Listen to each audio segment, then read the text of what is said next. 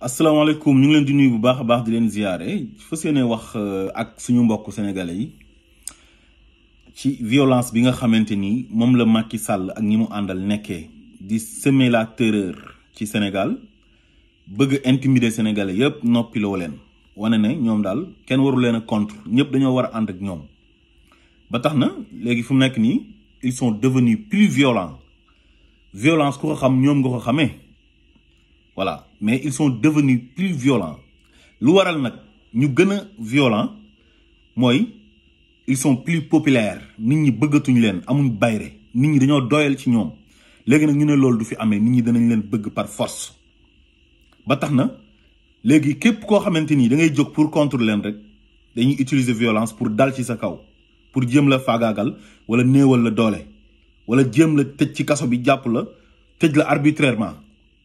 loolu nag sénégalais yi duñ ko nangu événement yi passé ci mois de mars bi mu nekk ay événements yoo xamante ni dañ koy regretter parce que bu ñu sañoon du am mais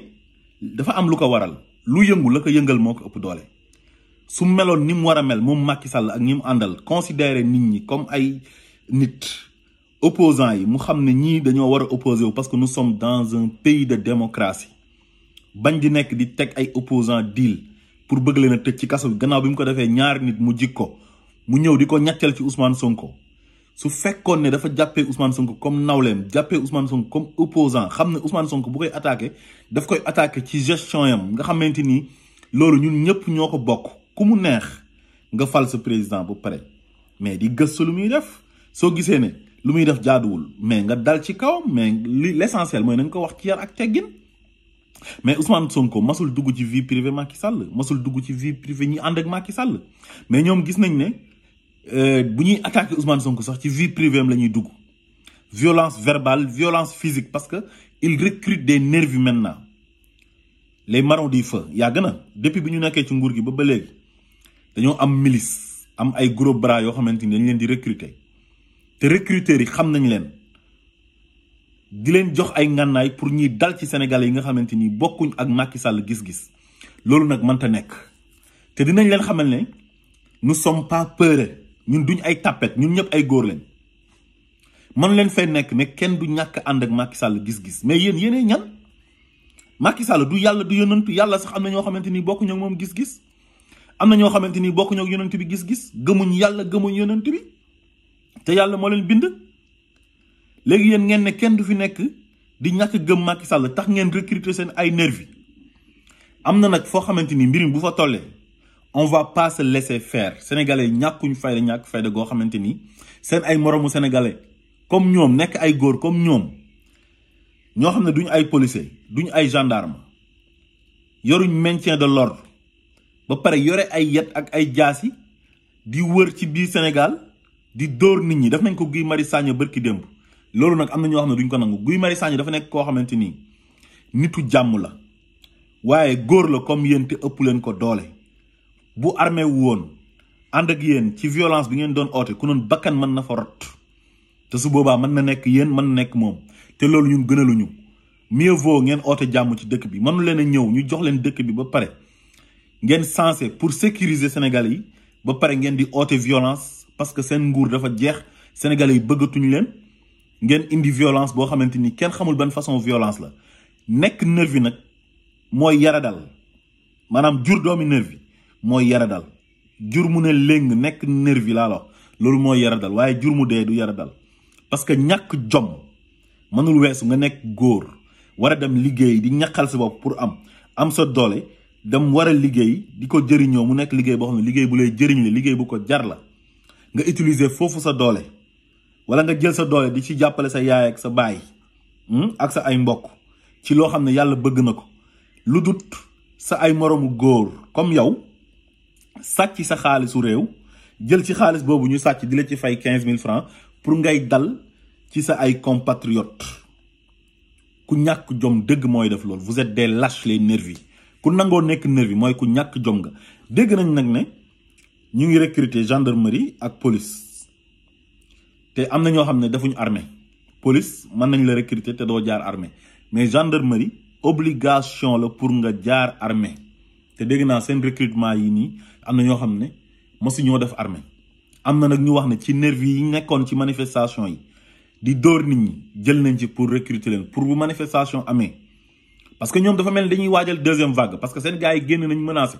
yaa xam Mbaye génn na menacé ne dañ leen bett te ñoom dinañ ñëwaat Mame Mbaye Niang ñëw na menacé waat na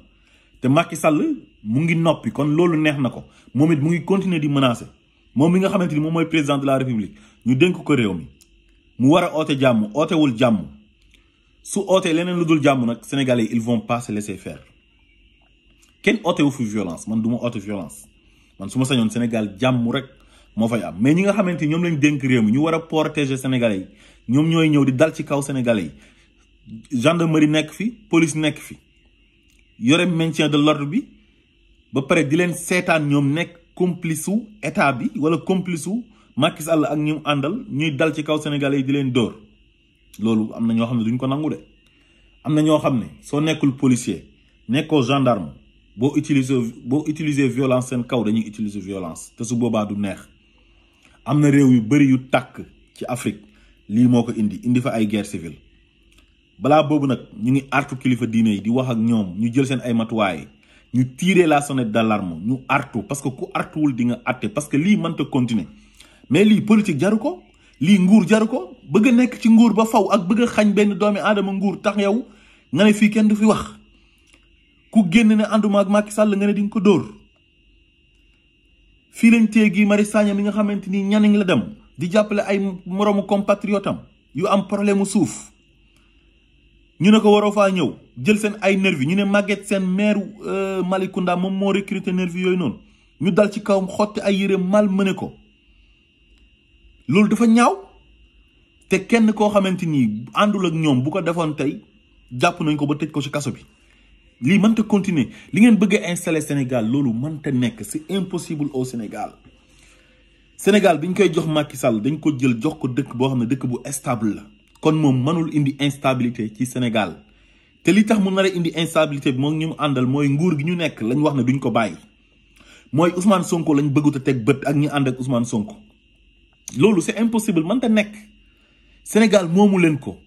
te bu ngeen jàppee ne mën ngeen napp sénégalais yi wala mën ngeen intimider les sénégalais ba kenn dootul waxati sa xalaat vous vous trompez lourdement loolu c'est impossible nit ñi dañuy wax seen xalaat lu leen ci fekk ñu jël parce que moomu leen réew mi dañ leen ko dénk lan mooy seen problème ak sénégalais yi violence bi ngeen di oote tey violence boobu bu amee yéen mën ngeen cee bañ a mucc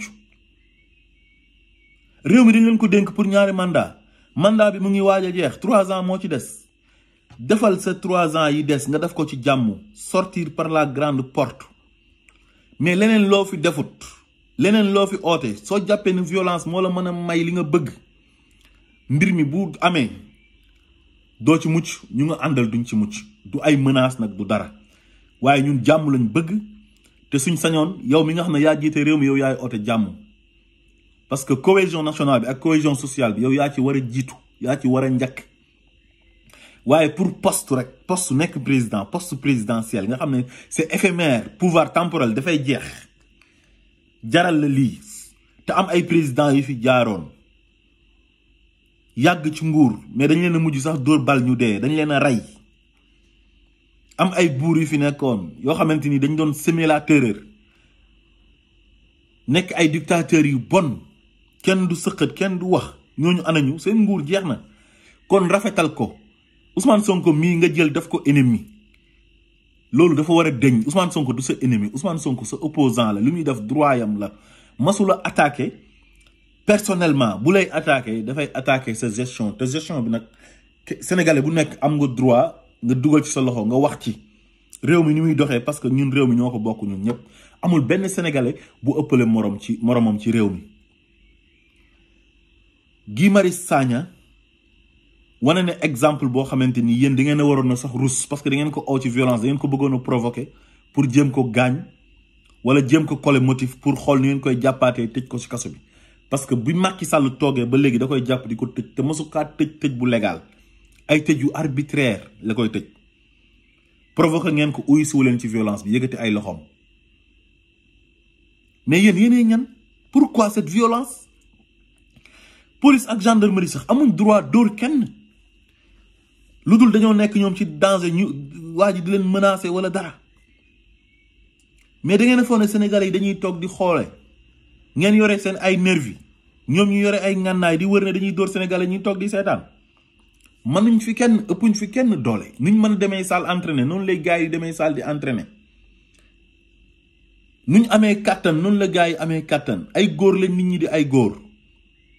am na ñoo xam ne ku leen dóor dañ koy jëflanteeg yow ba mu saf sàpp ngeen oote jàmm moo gën ci yéen encore une fois kilifa diine yi yëkkati leen seen kàddu parce que luy raam ci ñag bi la jëm li ma gis nii muy xeeñ nii mooy ne ñii dañoo pare pour venger wu parce que li fi amoon ñoom défaite lañ ko jàppee ñu dénk la réew yow ngay xeex ak ñi nga xamante ni ñoom ñoo la dénk réew mi ngay créer benn guerre une guerre froide yow ak ñi nga xam ne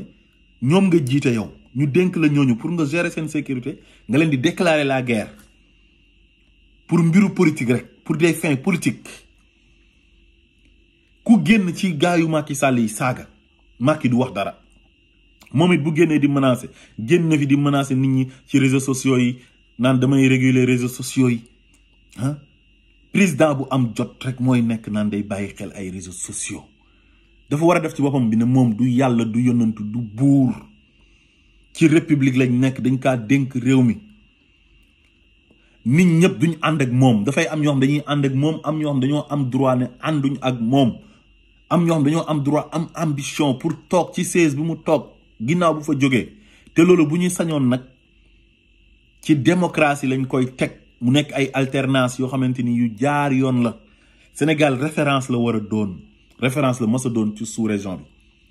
waaye Sénégal ni mu mel noonu du Macky Sall mooy ñëw tey na daf koy yàq ndax ay intérêt personnel ak ñi mu àndal ndax ay privilège yu état ndax ay avantage loolu duñ ko nangu gis nañ nag ki nga xam ne moom mooy Ousmane Noël Dieng di sama xarit di sama doomi ndey ma bokk dëkk ak moom Kaolack ñoo bokk dëkk Kaolack xamante yàgg fréquenté benn kër lew na ñeseen kër ñoom Farma Daabo su suñu jigéen boobu man ak moom yëpp Farma lañ doon seeti ñu toog di naan ataaya mu nekk ku baax amul benn problème waaye nag mu ngi def loo xamante ni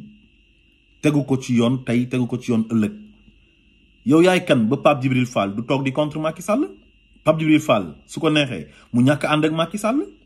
nous sommes dans une démocratie liberté d'expression la mais nit ki di wax xalaatam nga génne di ko menacer mais yow yaay kan Ousmane Noël Dieng bay menacer waate yow bu ñu nekkoon dans un pays boo xamante ni réew mu jaar yoon la dëgg état de droit mais yow xaalis bi ngay génne di koy pasare dinañ ko lijjanti parce que xaalis boobu liggéeyoo ko donnoo ko ci sa ay parents mosoo am entreprise man mosuma la xamee liggéey nga jékki-jékki di ànd ak Diène Farba ne yow yaay chef de cabinet waaw man nga nekk chef de cabinet bu la neexee nga ànd ak Diène Farba bu la neexee nga ànd ak Macky Sall c'est ton droit mais nit ñi tamit respecté leen seen droit di génn di menacer Pape Djibril Fall naan ko am na lu ma lay waajal mais yow yaay kan bay menacer waate Ousmane Noël Dieng mayel nit ñi jàmm moomu leen Sénégal xaalis bi ngay jël di koy pasaree tey ñii loolu dafa war a leer ministre de la République warul sax am xaalis su fekkee masul woon am entreprise wala donné wu ko ci ay parents am waxuma laa koo xam dañ ne mooy chef de cabinet ministre di politique yore xaalis di tasaare boole ko ak benn arrogance boo xam ne kenn mënu la kaa wax te boo waxee ñu ne da ngaa iñaan man xam naa dinañ ma wax loolu mais moom xam na ne je l'aime beaucoup sama waay la jàmm rek laa ko yéene yéenewuma ko dara lu dul jàmm parce que seq nañ jàmm seq nañ kóllëre bu dee benn fan ñaari fan ñetti fan toog nañ ko ànd nañ ko toog waxtaan kafre naan ataay am na nag ñuy wax naan ay da doon feccal pirate de jëppal ak nangam ak nangam masul feccal pirate de jëppal masuma ko xamee fecc seen ay xarit la woon gars yi di def clip boole ko ci je n'ai rien contre les fecckat du ma fi nekk di wax naan ay fecckat warul nekk lii warul nekk laa parce que fecci aar la fecckat mën na nekk président fecckat mën na nekk ministre Brésil gis nañ fa ministre boo xamante ni musicien la gis nañ fi ay fecckat yoo xamante ni jàng nañ ba am niveau mais fecc aar la rek dañ koy def noonu kon jarul di wax naan ay l'ancien danseur pirate de jëppal di xasteeg yooyu waaye nañ waxante dëgg li nga nekkee bàyyi ko moomu leen dëkk bi Pape Djibril Fall c'est un jeune journaliste boo xamante ni mënoon dem ranger wu ci yéen parce que foofu la nag bi dee xam nañ ne ñu ànd ak état bi ñoom ñooy ëpp jàmm privilège yaa ngi fa avantage yaa ngi fa te xam naa ne waa APR soxla nañ ko bu fa demoon dinañ ko jël récupérer ko parce que il est éloquent borom xam-xam la mën na analyser ñëpp bëgg ko àndut ak Macky Sall nag bokkul ak moom gis-gis ngeen koy menacer Sénégal moomu leen ko moomu leen dëkk bi te mënu leen fee semer la terreur di tiital nit ñi wala di tere nit ñi di wax seen soxla loolu c'est impossible mënta nekk oote jàmm moo gën ci yéen Sénégal réewu jàmm la Macky Sall bi ñu koy jox réew mi réewu jàmm lañu yëkkati teg ko ci loxoom mu am ay priorités yi ko doon xaar ci 9 ans yëpp dafa jël priorité yooyu yëpp sànni fële nekk ci ay vengeance ay fayu wante di def ay répression ci kaw ay nit ñoo xamante ni bokkuñoo ak moom gis-gis te au Sénégal il faut qu'il y ait une opposition comme dans toutes les démocraties du monde il faut que am ñoo xamante ni ay contre-pouvoir la ñuy nekk duñ ànd ak nguur gi lu tax ñëpp di ànd ak Macky Sall tey jii Macky Sall bi ñu koy jox réew mi Sénégal mu ngi soxla ay hôpitaux yu baax un bon plateau médical digne de ce nom Sénégal mu ngi soxla ndox mu bëri eau potable soxla courant ñu électrifier yenn village yi nga xam ne amul courant te jege Dakar éducation bi am na dëkk yoo xamante ni école amu fa ay abri provisoire moo fa am te soriwul Dakar da ngay dem ci benn ville fekk fa ci biir ville ba am ay abri provisoire gis nañ ko Ziguinchor Bukot Doudou Ka fam doon defee meeting ba foofu koñam am na abri provisoire bu fa nekk gis nañ lycée bu Diawé bi abri provisoire la agriculture bi doxul dara doxul Sénégal ñu jox la réew mi pour nga liggéey ko 9 ans nga tardel ñu ci ay vengeance di fay wanteeg nit ñi tijji sa ay kaso avec la complicité de tes juges ay juges corrompus ñuy jàpp nit ñi di tëj ci kaso yi dem tëdd seen kër ñoom ak seen njaboot di nelaw ay nit ñoo xamante ni defuñ dara lu dul dañoo bëgg seen réew am droit opposé wu di xeex boo xamante ni xeex bu noble la di ko xeex dignement ngeen ne loolu du fi amee vous vous trompez lourdement Sénégal moomu leen ko oote leen jàmm ñu nekk ci jàmm moo gën ngeen def seen mandat bu jeexee ngeen ut seen candidat ngeen tabb ko bàyyi nit ñi dem élection te ngeen organiser élection yi respecter calendrier électoral bi loolu moo mën a indi jàmm Sénégal fu mu nekk nii nag seen pexe yépp mooy def lu tuuba Ousmane Sonko di ngeen ko tëj ci kaso bi wala di ngeen fexe ba du nekk candidat te loolu mooy indi problème bi Sénégal parce que ku deful dara kenn waru kaa tëj kaso ku deful dara kenn warul def ay pexe ne yow doo fi nekkee candidat mais yéenee ñan est-ce que yéen a moom Sénégal su ngeen bëggee jàmm dina am Sénégal su ngeen bëggul jàmm nag jàmm du fa am parce que nit ñi ils vont pas se laisser faire nit ñi dañoo am seen ay droit te yéen moomu leen dëkk bi te bu ngeen fi tëbee ne da ngeen di dal ci kaw nit ñi danañ dal ci seen kaw te su boobaa du neex mieux vaut ngeen oote jàmm encore une fois fu may tëjee mooy ñi nga xamante ni ay kilifa lañ kilifa diine kilifa aada gis nañ li xew ci Sénégal am na lu fa xewoon Sénégal tàkk na ba fam doon jëm dafa naroon na dégénérer kilifa diine intervenir Macky Sall nag heure bu génnee moo gaay mi ñu ngi menacer nit ñi seen menaces yooyu li muy wane mooy ne dinañ ñëwaat buñ ñëwaatee nag nit ñi duñ toog di leen seetaan de parce que kenn du toog ñu lay di seetaan ñu lay néewal doole loolu benn Sénégalais du ko nangu te su boobaa fu mu yem day neex parce que luñ ci bañul nit ñi duñ ko ci bañ parce que tollatuñ foo xamante ni nit ñi dañuy toog di seetaan ay nit ñoo xamante ni minorité lañ nekk au sommet de l'État jël nguur gi di sàcc xaalisu sénégalais yi di toroxal sénégalais yi ba pare nag teg ci ne dañ leen di dóor loolu sénégalais yi duñ ko nangu di xañ nit ñi seen droit suba ngoon guddeeg bëccëg nañ oote jàmm ci réew mi réewu jàmm la réew mi jàmm lañ ko sosee chrétien yaa ngi fa ak jullit di nekk ci jàmm xeet yaa ngi fa nekk ci jàmm séeréer yi ñu ngi takkanteeg pël yi di takk ci njaago yi saraxule di takk ci bambara yi da ngay gis famille boo xamante ni ñi chrétien la ñuy nekk ñi nekk jullit ñu nekk ci jàmm politiciens yi nag ñoom it ci jàmm la ñu war a nekk rawatina ñi nga xam ne ñoom lañ dénk nguur gi dañ leen a dénk nguur gi nañ def opposition bi nawle te xam ne opposant dafa war a am ci dëkk te xam ne nit ñëpp mënuñoo ànd ak ñoom gis-gis mënuñoo ànd ak ñoom xalaat buñ defee loo xam ne nit ñi ànduñ ci nit ñi am nañ droit na ànduñ ci violence mënul tax ñoom lu ñu bëgg ñu am ko au contraire lu ñu bëgg duñ ko am te buñ jàppee ne ñoom ñoo ëpp nit ñi doole ndax ñoom ñoo nekk ci nguur gi yore police yore gendarmerie dañuy nax seen bopp doole jooju noonu ñun ñoo ko moom ñun peuple bi ñoo leen ko jox te peuple bi moo ëpp doole gendarmerie moo ëpp doole police loolu na leer ñoom ci seen bopp yi na leer nañ